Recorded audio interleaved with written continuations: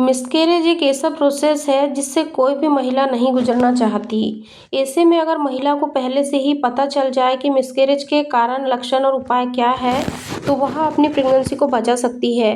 इसीलिए आज के इस वीडियो को आप लोग शुरू से लास्ट तक ज़रूर देखें, क्योंकि किन महिलाओं में मिसकैरेज होने की संभावना सबसे ज़्यादा होती है, मिसकैरेज के कारण क्या होते हैं, इसके लक्षण क्या होते हैं और इसके लिए आप क्या क्या उपाय कर सकती है। तो आप हमारी आज की इस वीडियो को ज़रूर देखें और वीडियो पसंद आए तो वीडियो को लाइक करें और चैनल को सब्सक्राइब करना बिल्कुल ना भूलें। चलिए हम सबसे पहले बात करते हैं कि किन किन महिलाओं में मिसकैरेज होने के चांसेस सबसे ज़्यादा होते हैं। तो 3 तरीके की महिलाओं में मिसकैरेज होने के चांसेस सबसे ज़्यादा होते हैं। पहला, जिन महिलाओं की उम्र 35 वर्ष से ज़्यादा हो गई हो। दूसरा, जिन महिलाओं की प्रेगनेंसी के दौरान ज़्यादा काम करना पड़ता हो या फिर ट्रेवल करना पड़ता हो। तीसरा, जिन महिलाओं के प्राइवेट पार्ट में पहले इन्फेक्शन रहा हो या फिर उनके सर्विक्स की सर्जरी हुई हो। आगे बढ़ने से पहले आपको यह समझना बहुत ज़रूरी है कि गर्भपात किसे कहा जाता है और यह कितने तरीके का होता है। अगर किसी महिला की प्रेगनेंसी 20 हफ्ते से पहले ही खत्म हो जाती है तो उसे मिसकैरेज या फिर गर्भपात कहा जाता है। यह 5 तरीके का होता है, जिसमें सबसे पहला है मिस्ड एबॉर्शन।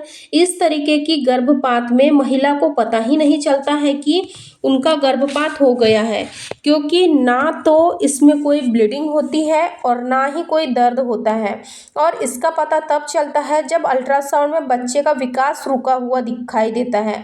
दूसरा होता है अधूरा गर्भपात। इस तरीके के गर्भपात में महिला को दर्द भी होता है, ब्लीडिंग भी होती है, क्योंकि इसमें शिशु सर्विक्स में से आधा बाहर निकल आता है और इसका पता लगाने के लिए अल्ट्रासाउंड करना पड़ता है।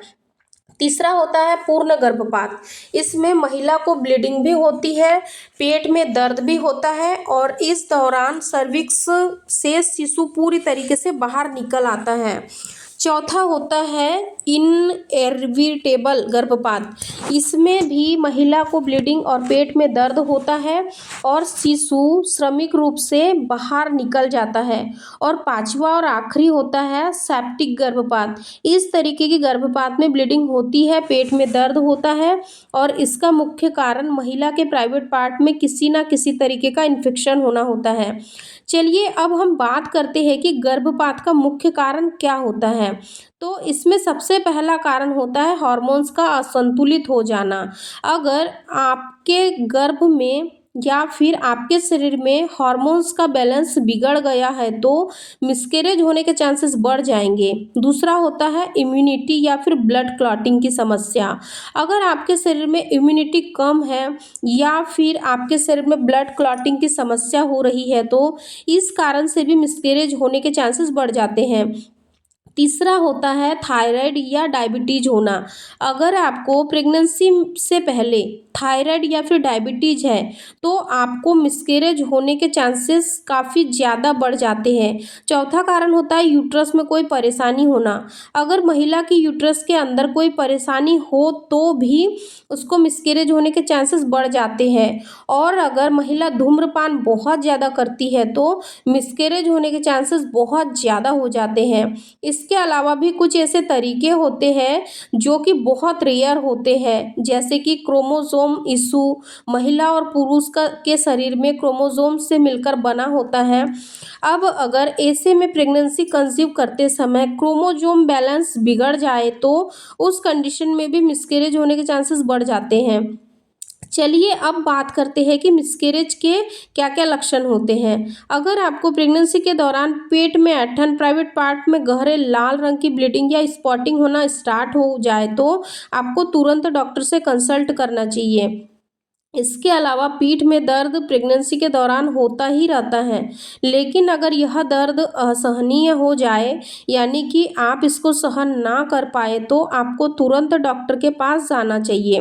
इसके अलावा अगर पेट के निचले हिस्से में पीरियड की दर्द जितना दर्द महसूस हो रहा है या फिर उससे ज़्यादा दर्द फील हो रहा है तो आपको तुरंत डॉक्टर के पास जाना चाहिए। कभी कभी ऐसा भी होता है कि महिला को कोई भी लक्षण दिखाई नहीं देता और उन्हें मिसकैरेज या गर्भपात की जानकारी तब मिलती है जब डॉक्टर से रेगुलर चेकअप के लिए जाती है।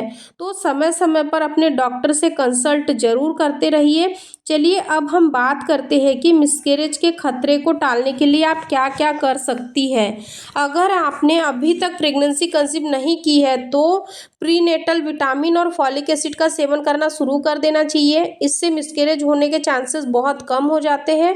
इसके लिए आप डॉक्टर से सलाह ले सकते हैं और वह आपको फॉलिक एसिड और विटामिन की मेडिसिन आपको दे सकते हैं। इसके अलावा आप एक थायराइड का भी टेस्ट ज़रूर करवाएं, क्योंकि कई बार क्या होता है कि महिलाओं को थायराइड की समस्या होती है और उनको पता ही नहीं होता है कि उनके शरीर में थायराइड हो चुका है।